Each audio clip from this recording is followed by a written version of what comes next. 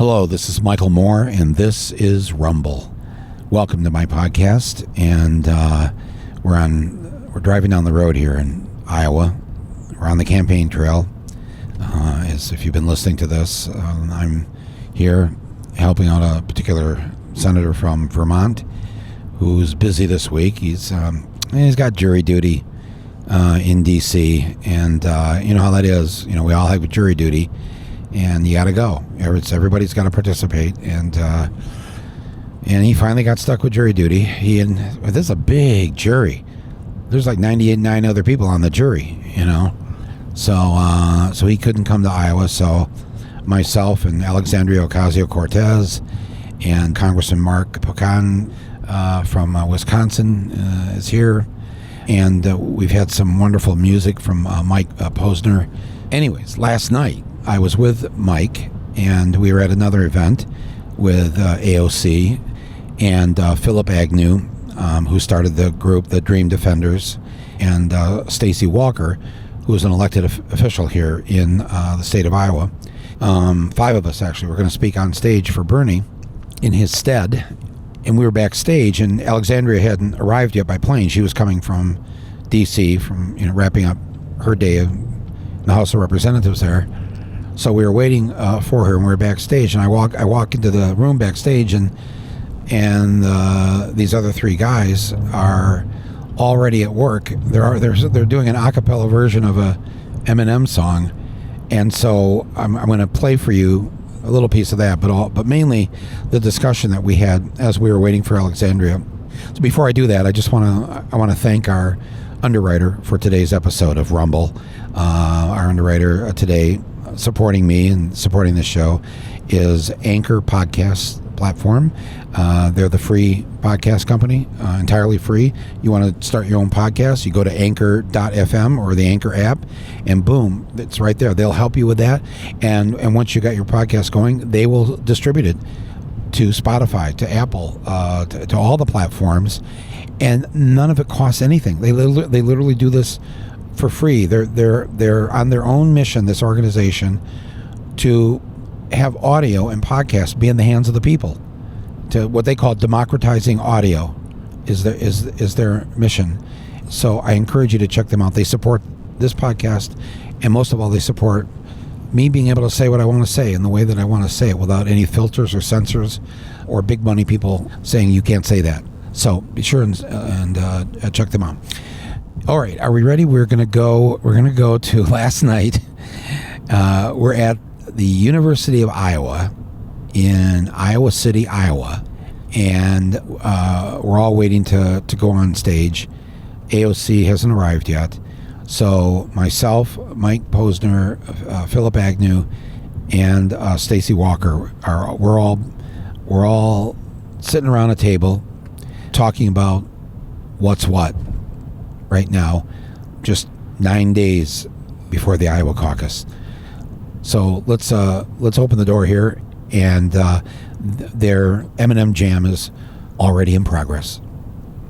I just haven't locked the arsenal of weapons before. My nigga step in the door. I lay your head on the floor. Put your body straight on the bedspread. Red on the wall, red on the ceiling, red on the wall. Get on the wall. Red on the second, red on the third, and he's dead on the fourth. I'm dead wrong. Yeah, I used to remember that. Oh, that was dead wrong. That was dead wrong. That was Renegade. No, I know. I said it was dead wrong. So what was Renegade? And then Biggie has some sus lines in there too. Oh, he did. With the ice pick. Are we rolling? We're fully rolling. We're all set. Are we to hold these? Is that the idea? Yeah, handheld mics. So you Just like last time. You're sharing one, or you have one? Okay, great. All right. Wow. I almost jumped in on that last piece of a musical performance. But not really, because there's no way I could. I am of a generation, let's say, before you. So, and while I love the music, and I listen to music, obviously, of this era, if you don't grow up with it, it's hard to perform it. It's hard to sort of have it in your, whatever that is. That you haven't heard Mike Posner. Yeah. I haven't heard it. You can sing along to that. So you're saying that there's music he didn't grow up with. I'm saying he will turn you into a fan of the music of this generation. Of the current generation. Well, but see, I am a fan. I'm a listening fan, though. Right. I'm not. When I say performing, I could not sit down at the table, what you guys were just doing, and join in. You know. I think that's a byproduct of hip hop a little bit. The only reason is I could definitely do some Four Tops, some Temptations. There's the music of previous generations. We could still Where get you with it, weren't but hip hop alive, once right. that train Yeah. leaves the station. Well, even the stuff we were just singing is really generation before us. is. You know, those It guys is. are probably 10, 20 years older Yep. than us. Yep. And I look around at my buddies, you know, I've been doing music professionally 10 years now. Yep. So I meet new guys now. They say, hey, you know, in the studio or some award show, hey, man, I listened to you when I was growing up. Oh, I'm man. like, oh, God. dude, he's like the hot guy now. You know? yeah. So- And he grew up on you. yeah. I should tell people who we're talking with here. I'm in Iowa City, Iowa, and I am with Mike Posner, who is from Southfield, Michigan, which is just outside of Detroit. And I'm sure you know him and you've listened to his music. And of course, you know, you had this huge hit that everybody knows, regardless of whatever generation, with, I believe you took a pill in a place called Ibiza, right? That's it. If I remember it correctly. Right. But it's such a cool song. It's a cool song to have on the radio when you're in the car. Yep. But it's very raw in its honesty. Most, you know, celebrities, performers, musicians, whatever, don't necessarily like to admit the things that you sort of cop to in this song. And I think it's very fresh and honest and emotional. And we'll just play a second of it right here. Your record, which Right, yeah, my hit record. this is Phillip Agnew, and he's with us here. You grew up did you grow up in Florida Grew up or in Chicago? South side of Chicago. Oh, Chicago, right? Yep. Yeah, that's what I thought. And then you live in Miami now. I live in Miami. But you have been an activist for many years and a leader of the various things that we've all been fighting for in the last couple of decades. And you formed this group, the Dream Defenders. Yep. And I seem to remember, I first heard it was sometime after Trayvon Martin was killed. Mm-hmm. I think what my memory goes back to. No, you're right on. But there was another individual who was also killed. Earlier. Yes. Yes. So you were very, very early on in dealing with. So we're going to talk a bit about that. Yep. And my other guest is our one Iowa native here at the table. Homegrown. Stacy Walker, and Stacy is a supervisor here in Linn County. That's correct. But more than that, I can tell just from my few days here that you are also one of the leaders of what I like to call a movement. It's not, you're just not a politician who is elected to office. You have inspired people across the state to rise up, get involved, do what needs to be done. And we're all here basically because tonight you'll be performing. Is that correct? Are you going to say a few words too, Mike? Yeah. Okay. Both. And Double threat. Right. We're here at the University of Iowa in the Iowa Memorial Union. So we're all going to talk from the stage. Oh, yeah. This is a Bernie for President event, and unfortunately, Bernie knew that he couldn't be here because the trial is taking place in the U.S. Senate. Trial? Yes, there's a trial. Yeah, well, that's what they call it. Oh yeah. That is the name of it. That's what they're saying. But as you and I know, we could really, the word trial in the United States actually always should probably have some kind of quote marks around it. Yes, big ones. Because the real criminals are never tried. Right. And they don't spend any time in jail or removed from us. Mm-hmm. But now we get to actually watch something that they like to call a trial, and that nobody watching this believes that there's anything fair that's going to go on and in this. But Bernie can't be with us because he is there as one of the judges and jurors of this as a senator. So he asked us to stand in for him here tonight. And we have another guest who's arriving shortly that will speak with us from the stage, and that is Alexandria Ocasio-Cortez, or AOC as she is known. And so we're all very honored to share the stage with her. To open for her. To open for her. That's exactly what we're all doing. Right. Yes. Are we flipping a coin for actually who's introducing her? Or No, I think you won. Oh, that I already got it. I got it. It's all yours. How did that happen? How do they make decisions like that? Because I used to when I would fly across the country, say from New York to LA, and you're sitting there on the plane. In the old days, this is back before the rich people all flew private. there would be various people, like George Clooney would be across the aisle, and Liza Minnelli was sitting up there in, the front row of first class, and all these different people. And I used to think, God, if this plane went down, how do they write the obituary? Like, whose name is first in the headline? Is it Clooney? Is it Liza? It's not going to be me. But how far do I fall down the list of who's the? Yeah, hopefully it'd be alphabetical. It will be alpha. Yeah, that would be eliminate all the confusion. Well, that would be the fair way to to do Yeah. it. I'm still not going to be first then, right? No. Somewhere in the middle. Somewhere in the middle. Okay. But anyway, so I just hope that is not how the decision got made tonight as to who's introducing her. So I'm just saying. I think we all have podcasts or artists in our own right, and they just looked at who had the most followers. I think is how that was made. Yeah. Okay. Well, all right. So it's on you. It's all okay. See, I'm having a hard time with this. So You just say a woman who needs no introduction, and then yeah, but I hate that when people say that about me, because I always want an introduction now, and I never get an introduction anymore. Like 20 years ago, I used to get like a really cool introduction. Give them a piece of paper. Just give them something with the highlights. They won't believe half the highlights I give them. You should just play a clip, like at the award shows. You just play a clip.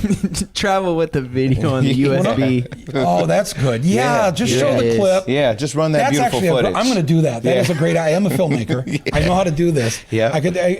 Lights go down, and up on the screen comes. Yeah. And then this is Michael Moore at 6 months old. They lower you down from the rafters. Yes, and have me come down like Pink.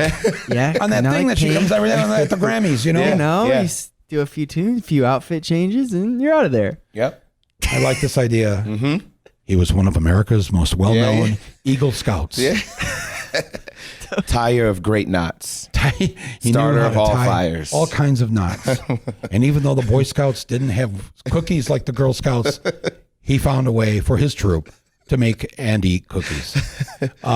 Anyways, let's get right into this here, because we're backstage just before we're going to go out on the stage here for Bernie. And I'm in Iowa here for 12 days leading up to caucus day. So it's really exhilarating meeting people here in this state. Just about everybody I've met is kind. Even if they don't agree with me, they're not disagreeable in the way that they disagree with me.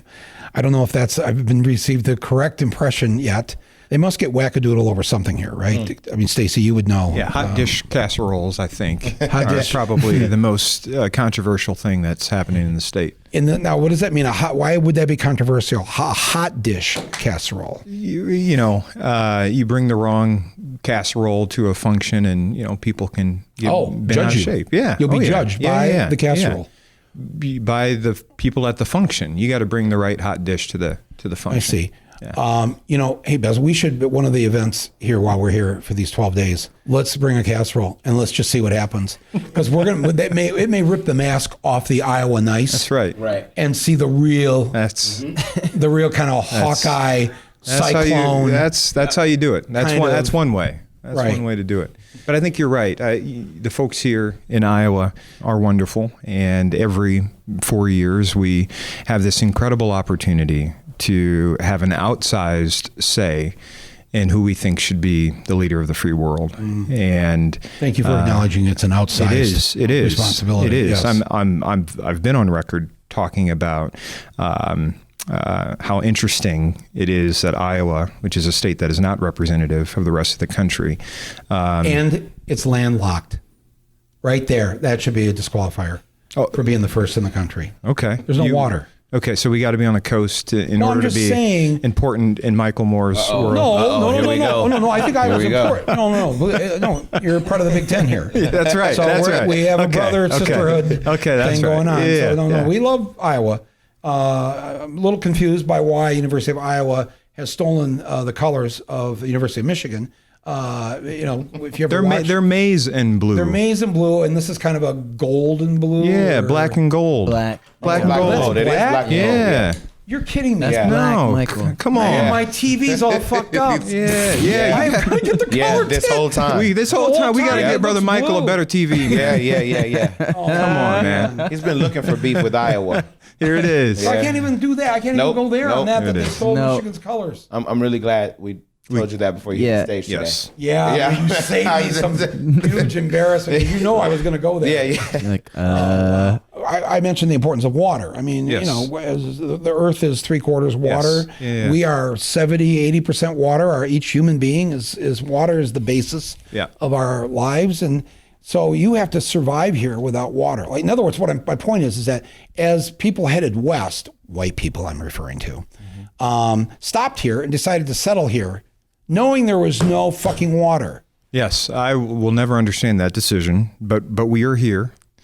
And we're here now, so you're just saying live with it. We are here Go now, for it. and we've figured out how to cope. And I think over the years, since the caucus system has been in place, Iowans have, to our credit, taken this process very seriously as a state that can vet candidates and a state that can give unlikely candidates a shot at national prominence. Yeah, that's true. And I think there's a lot of writing and testimony on the importance Iowa played in helping this country see the first African American president. And so it's an outsized role. I will concede that. I've been critical about that. But on the other side of that coin, I think Iowans are very serious about presidential politics. Right. I could see that already in the short time I've been here. Same. Right. People they take this responsibility seriously. They know how important it is because the campaign could end here. Or it could be, as you said, with Barack Obama. This launching pad. This would have been the least likely place any of us would have expected Obama to be launched from. And I think contextually, I think for me, and a lot of people forget, a lot of black people were not on the side of President Obama when he initiated his run. A lot of people thought he skipped a bunch of steps, that he wasn't following political decorum or the way things had been going. And so there were a lot of people who weren't on his side. And I think a state like Iowa, we imagined that a black candidate would not do very well there. We expected him to stumble and for the political winds to recalibrate like they were supposed to. And so I think Iowa deserves a good amount of credit. But I don't know if it's just because it was the first. I think it was because it is so white. And we said, if this black man can do well in a state that we believe to be so white, then he might actually be able to pull this thing off. And I remember listening to the radio and being like, oh shit, he could actually do this. He could actually do this. And I think you're right. And if you fast forward to now, in this election cycle, you've got an incredible field of candidates running, but you've got a Democratic socialist in Bernie Sanders who's leading the pack here in Iowa. So again, there is something special about Iowans' ability to see through the fray and decide for themselves. And politics is local. And these candidates get out and make a case for themselves inside of people's homes where there's a hot casserole dish on the counter somewhere. The right one. And they are in the living room making a case for themselves. And to Senator Sanders' credit, he has made a case, and I've often said this, in the whitest state in the Midwest, right? But he has somehow found a way to bring together all of the different communities of color, albeit they are small relative to the other parts of the country here, and folks who have never had access to the kind of power that is the institution of politics in this state.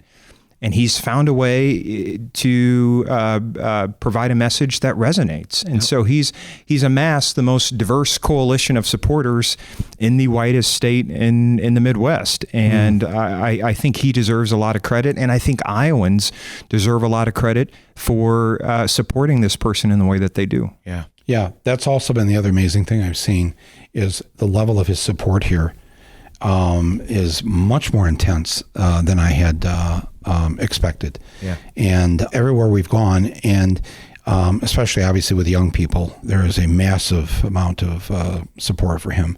But you're right, all different people that came up to me today, and it's not an all white state, but it's about 10% people of color. Maybe would you say that's somewhat accurate? It's about 92% white. Yeah, like I said, 8%. Yeah.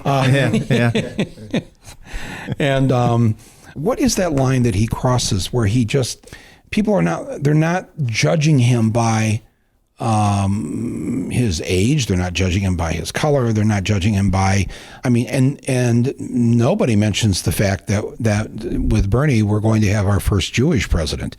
Yeah. Here's a percentage. I don't know what Jews make up, 2%, maybe 2% of the population? I do not have the data. Yeah. Does anybody back there know? It might be 1.5. It's not. Iowa, I'm talking about nationally even. I don't think it's that high. It's pretty, and yet, number one in the polls now, these last few polls across the country, it's been amazing. And I think the one age group that he seems to still need more support from is the one I belong to, the one he grew up in, the 60s. They're going to come around. I really believe they're going to come around. I think the conversations that we've had with people, older folks who have grandchildren who they had to sit across from in Thanksgiving or Christmas or Hanukkah or Kwanzaa, whatever the holidays you support, there were conversations that happened. This was a real strategy that was put forward by the Sanders campaign to make sure that his most strong base, when they're at home with their families with what some people say is his weaker base, are able to engage in a conversation. I think grandparents care about their grandchildren enough to not be so reluctant to bet on one of theirs. Right. But you brought up a point I want to talk about. I think Senator Sanders deserves a great amount of credit for what he's been able to do to popularize the language, the policies, the platform that he's talked about for so long. But I'm an organizer. You're a filmmaker who has provided films and provided narrative that has assisted social movements and grown out of social movements. And the reason I'm bringing that up is we have created the conditions, fertile ground for a Senator Sanders to actually pollinate. And I think that's what we're seeing over these last few years, that people are not looking to who he is or where he comes from or his accent or his affect as the reason that they're deciding on him, because we have young people who have spent the better part of their teenage and adult lives watching social movements on Twitter, on television, on film, and seeing how they talk and how they move and what they think is important, and going to school and talking about it with teachers who have grown up in the movement. And so I'd like to think that there's a great amount of baton passing in this relay thing. And Senator Sanders is enjoying the electoral fruits of what we have been doing in the streets and on film and in narrative, et cetera. And that's why he's able to come through 4 years removed from almost winning the Democratic nomination and say, hey, y'all, I'm here, and get a resounding amount of excitement, because for 10 years, for some of us, 20, 30 years, but absolutely in earnest since 2010, 2012, we have been creating the conditions for someone like this to get here. Senator Sanders is, without a doubt, the leader of the new progressive movement happening in this country from an electoral politician standpoint. Precisely. Yep. And you ask, isn't it something, and I've heard you say this, that the oldest person running for president right now has attracted an insane amount of support from young voters, right? Yeah. He's crushing it. I saw a poll today that I think that the next highest competitor among young people, he had doubled their support. Yes. I think he was, mid 40s, and I think Elizabeth Warren was somewhere next 2 or 3 combined. And when you get down to the millennial that's running, there was a poll a couple weeks ago. It was Bernie at 52% of 18 to 35-year-olds, and the millennial running is at 2% with his own age group. And what that tells me, what that tells me is that folks are looking at the message and the movement, and they're not paying attention to these other almost arbitrary factors about a particular candidate. Because what matters to young folks, and what I think matters to everybody, is that they are able to have health care, and not health care for those who want it, right? This is a progressive movement. We are all human beings that will require some level of health care, and it's education. Folks desire that, and the ability to go to school, have their school paid for so that they can pursue their dreams, and so on and so forth, and to live on a planet that will be habitable in 70 years, right? Yep. So we have created the conditions, as Brother Phil was talking about, for a progressive candidate to thrive and to flourish. Yep. But we haven't had someone speak so directly and unabashedly to the progressive movement in the way that Bernie Sanders has done. And he's demonstrating, and this is what I hope establishment Democrats figure out, he's demonstrating that you can be successful in politics by telling the truth, by centering on justice, and being progressive, because that's what the people want. So he just did it. And he's been doing it for 40 years. And I think we are at a point where the folks who have been marginalized in this country, the folks who have been oppressed, the folks who have never had power, as they finally look and they see someone who is speaking their language and is offering a kind of politics that's going to liberate them and provide them a seat at the table. And it's resonating and it's working. Yep. He has raised the most money out of all the candidates running. From the most people, with a average contribution amount, I think, of like $18. He's not taking money from billionaires. He's not taking money from super PACs. I mean, this is a people-powered movement, and it ought to be a lesson to the Democratic establishment. Instead of them pushing back, it should be something that changes our politics. But it's in that way, it's not, though. They are pushing back, and even it's rare in the media to hear what you just said, to go over those statistics. The most donors of any candidate running this year, including Trump, the most donors with the smallest amount being donated, the most volunteers of any campaign, the highest approval rating of everyone running for president this year. We like Bernie. Yeah. The highest approval rating of any senator in the United States Senate. Yes. Where they did the poll where they went to each of the 50 states to see, how do you feel about your senator? What do you approve or disapprove? Bernie had the highest he's number one out of 100. Yes. You go down the list and then I've been watching the polls now for 4 or 5 months. Look, the polls aren't everything, but and a lot of people, including me, were very critical of the polling, the front page of the New York Times on election day in 2016, saying that Trump only had a 15% chance of winning. Right. That's the morning. Right. Of the election. All right. So, but it did say nationwide, the polls back then, that people wanted Hillary and not Trump. And that's what happened. She won with those 3 million votes. The thing that I don't understand now is, why are we not being told? I mean, finally CNN did it this week with their poll, that Bernie is number one with non-white voters, and he's been that way. He's been number one with Latino voters for about 5 months. Number one now with all non-white, Black, Latino, Asian, et cetera, Arab, number one there. Yep. But CNN then said in the poll, it goes, almost reluctantly they added, and he's number one with white voters. Yeah, yeah. Wow. Number one with white voters, number one with non-white voters, number one in volunteers, number one in popularity, number one in job approval, number one in number of donations. Go down the whole list. You would think that news would be leading with today in Bernie land. Mm-hmm. And the people listening to this right now are going, wow, I did not. Yeah. Number one with non-white. What does he mean by non-white? No, come on. Because all I've been told by the same people who told me that Bill Clinton was our first black president. Mm-hmm. Yeah. Remember that? Remember they used to say that? We talked about that at the barbershop. It was we've been going around and talking about, well, it's not in their interest. I think we know the answer to this. It's not in their interest. What Senator Sanders and the movement that is around him, in front of him, pushing him, propelling him, represents is a complete upending of everything that the corporate media knows to be true. And so I think what we've realized, even and maybe especially with the election, the unexpected election of Donald Trump, is that the power of the media to craft views and minds, though still strong, is decreasing and it's atrophying. And they don't have a pulse on what's going on in the country at all. And they are exercising a theater that is far removed from the lives of everyday people.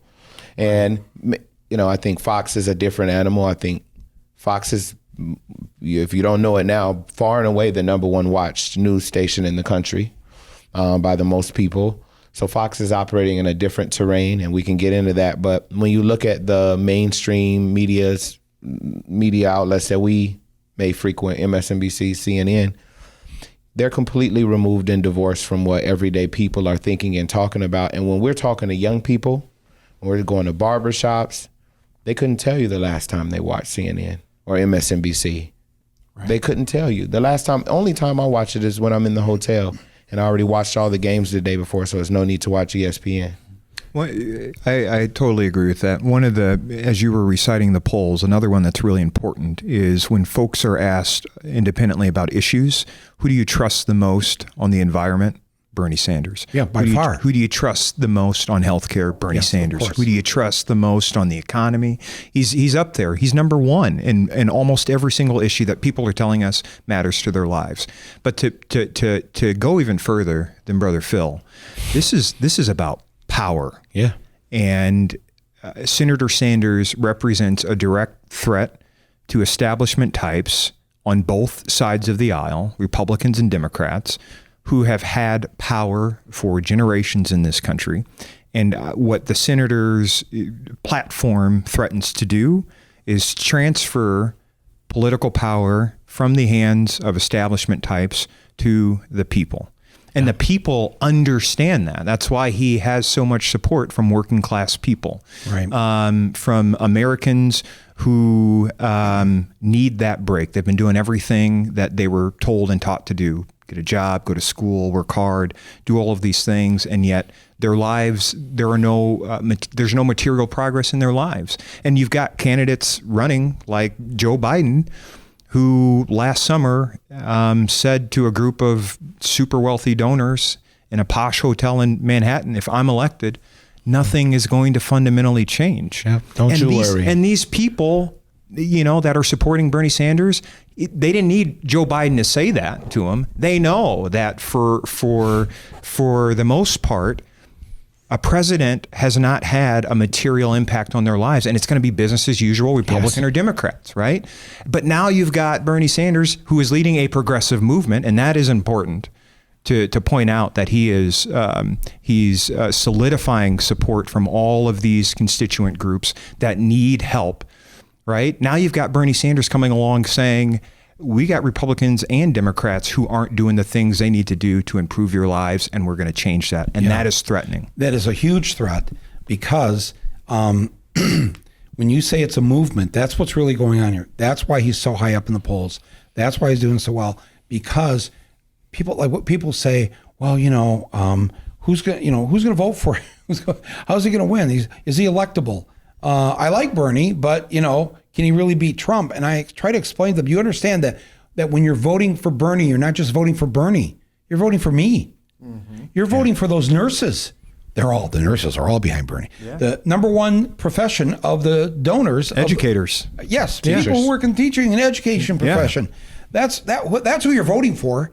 You're going to put teachers in the White House. You're going to put nurses in the White House. You're going to put Cardi B in the White House. Yes. Inauguration. I'm here for that. Inauguration is going to be crazy. Mike is going to be performing there. Cardi. I mean, I can only imagine inauguration. We're never going to see a party like that ever Mike, again. jump in here. Would electing Senator Sanders to the presidency change the country more than electing Barack Obama did? Absolutely.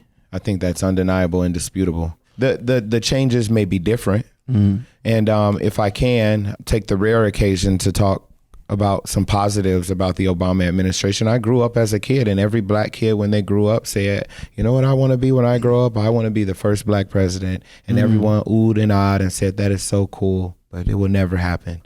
And for the great amount of high schoolers and young people, growing up with a black president who was eloquent, who was highly intelligent, and his family tore the roof off culturally, what was considered a static roof for young black people.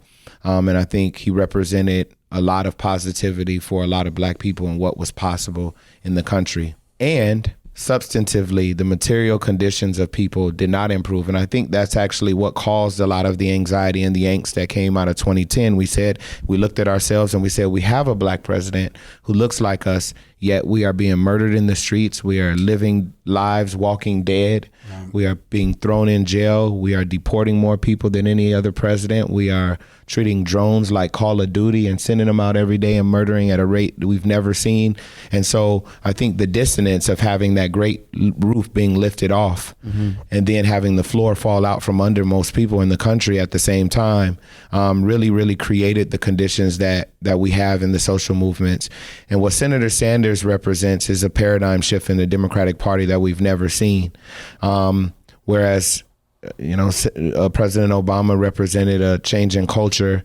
Senator Sanders represents not only a change in culture, but a change in policy, a way of doing, a way of being, a way of governing, a way of being a world leader, a way of being a world partner, a way of being a steward of the planet. There are so many ways that I can think of in which Senator Sanders just would be a dramatically different departure from any other Democratic president that we've had. You said everything I would say. That's exactly how I would put it. Wow. With the very first thing what you said in terms of the good that did, I will never forget that. Whatever that bill signing ceremony was, I can't remember which. It was a big bill that Obama signed, and there was a little 7-year-old boy, African American boy, standing there by the desk, and he asked if he could touch. He wanted to touch Barack Obama's hair because he was processing the fact that the leader of this country, the president of the United States, has hair that feels like mine, and you could just see and I think that his parents spoke. Iconic pictures. It was powerful. It's powerful. Yeah. It was powerful. It still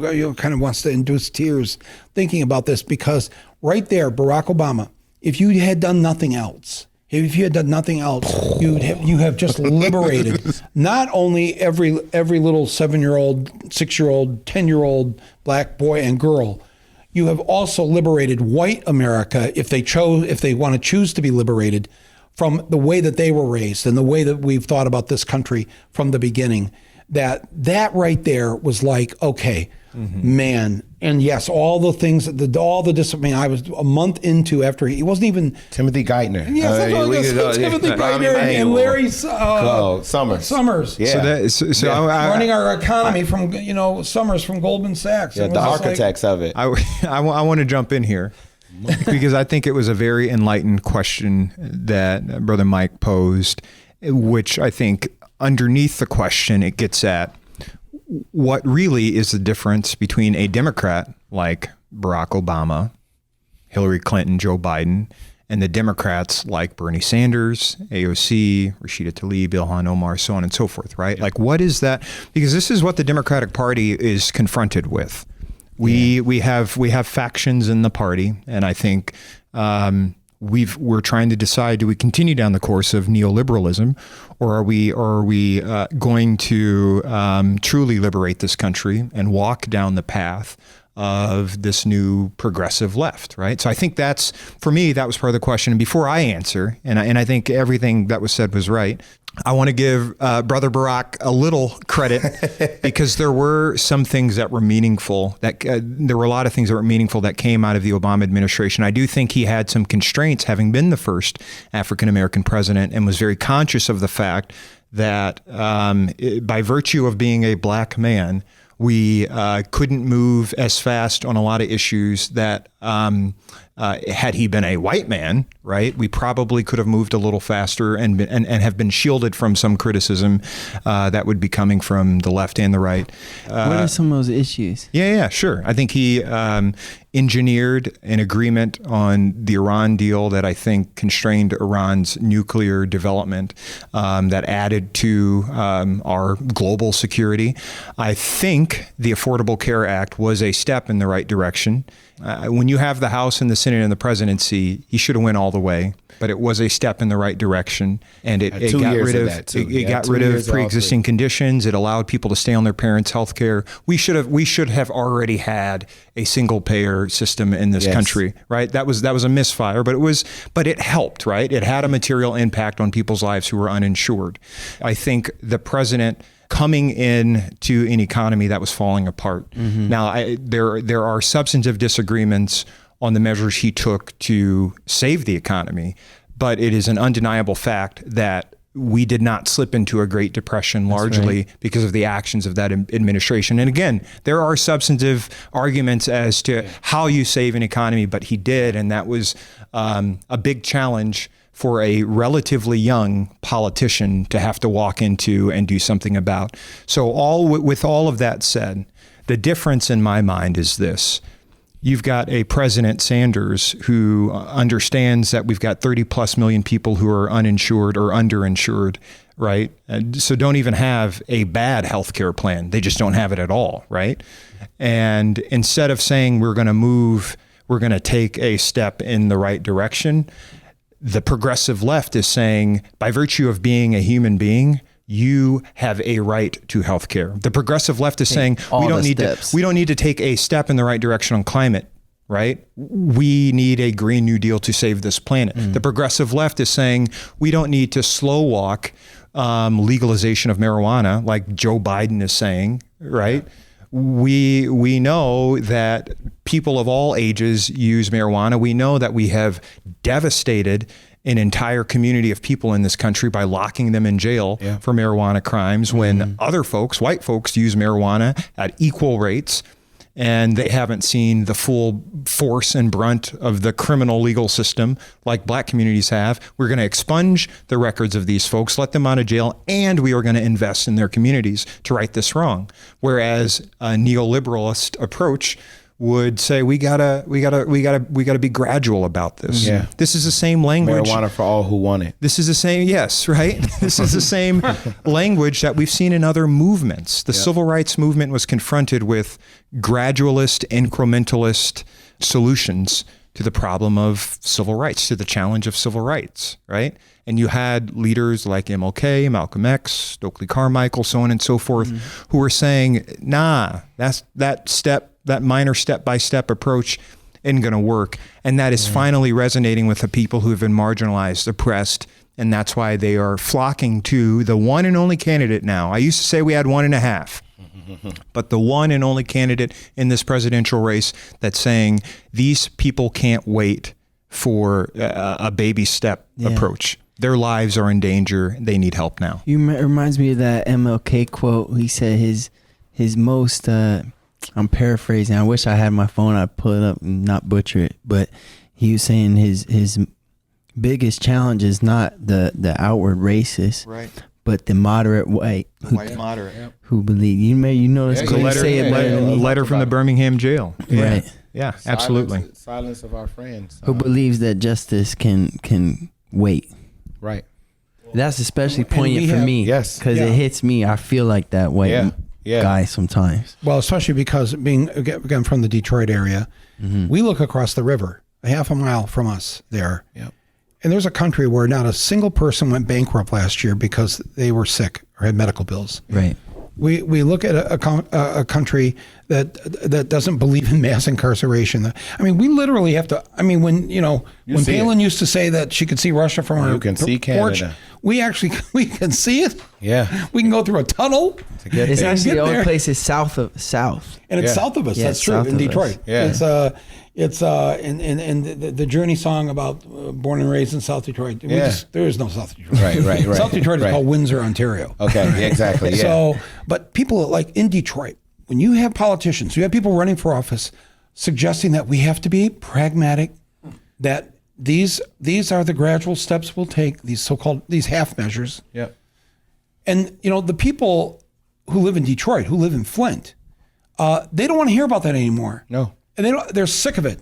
They're still waiting 2 hours at the bus stop, right? 2 hours for the public bus in Detroit, the public bus system in Detroit that cannot get you to work on time. And where your round trip, even though you might only live 3 miles from work, your daily round trip is 3 to 4 hours.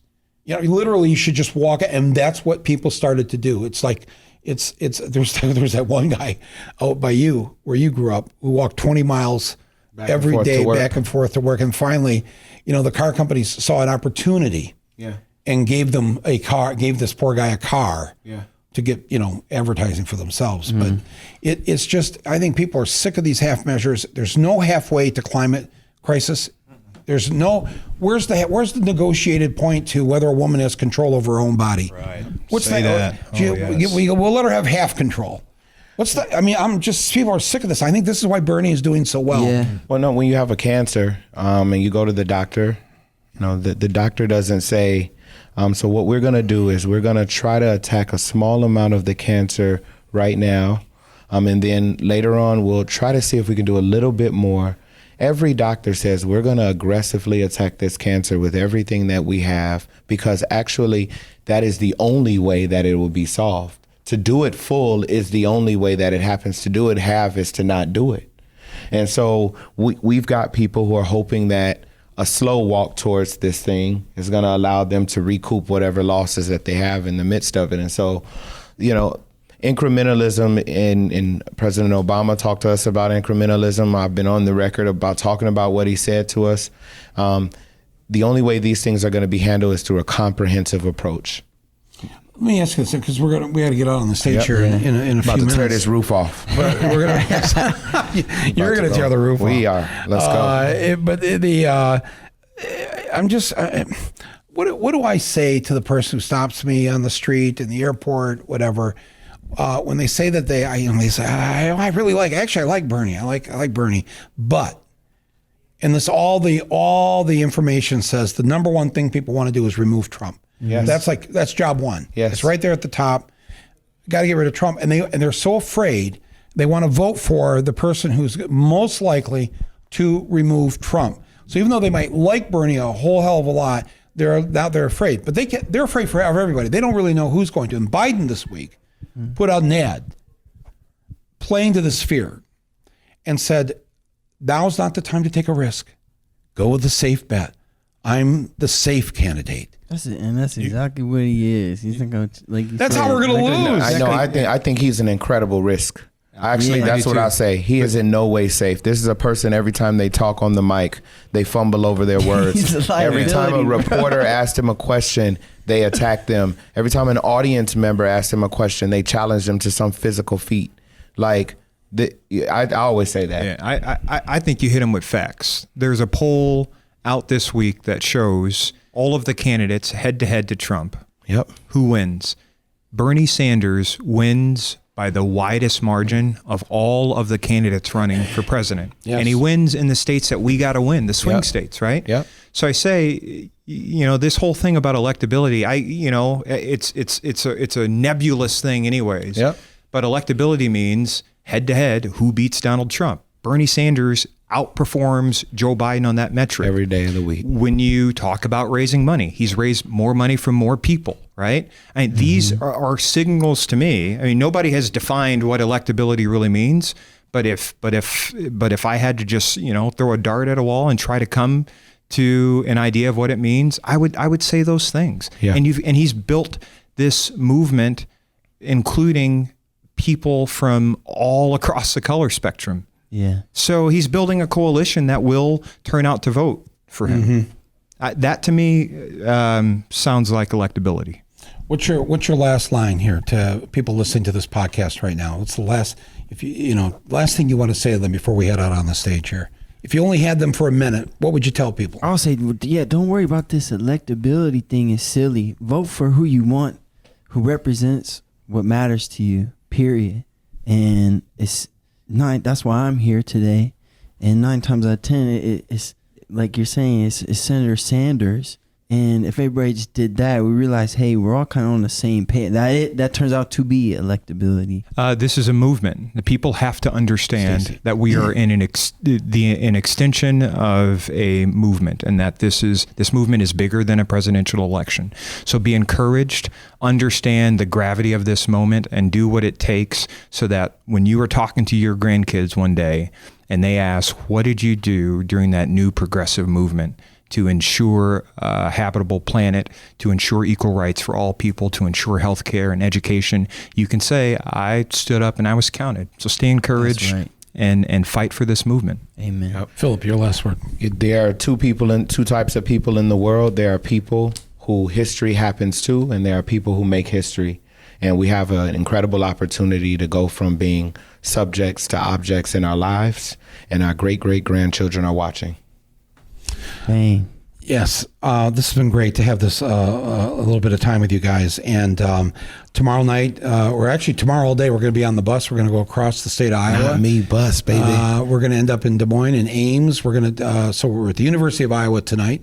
Tomorrow night, which will be Saturday night, we'll be at Ohio. Oh my God, Iowa State. Yeah, Yes. We can't. You got that one out backstage, Michael. I know. Yeah, That's good. Got out. That's because as Michigan, we have Ohio State. on the line. No, You I know. understand? That's always in the crosshair. Ohio State. Yeah. But so that's tomorrow, and then Sunday we had to cross over to Western Iowa. Wow. And at night we're going to end up in Sioux City, and we got AOC joining us. And Oh man. so we had a male-dominated show this time, but yeah. we're all opening for AOC that's and right. what the We are power opening that for she's her. in life and this rally. And actually, there's a group of women on Monday that wanted to me. I said, let's do this as a podcast. They call themselves the Bernie Bros, but they're all women. Nice. And they want to go up against this concept Yes. that is, again, one of the false narratives that likes to get perpetuated online and whatever. But the support that Bernie has amongst all people it's just amazing to see. And I'm happy to be here with you guys. And let's go see if Alexandria has arrived yet, and we can get this thing going tonight. Perfect. All right. Thank you so much. All right. Thank you, everybody. Thanks for listening to Rumble here with Michael Moore. I'm Michael Moore. I've been here with Mike Posner, Stacy Walker, and Phillip Agnew. And if we get a chance, we'll try to play a little of the show here on the podcast too. Yeah. So tune in again tomorrow when we'll come to you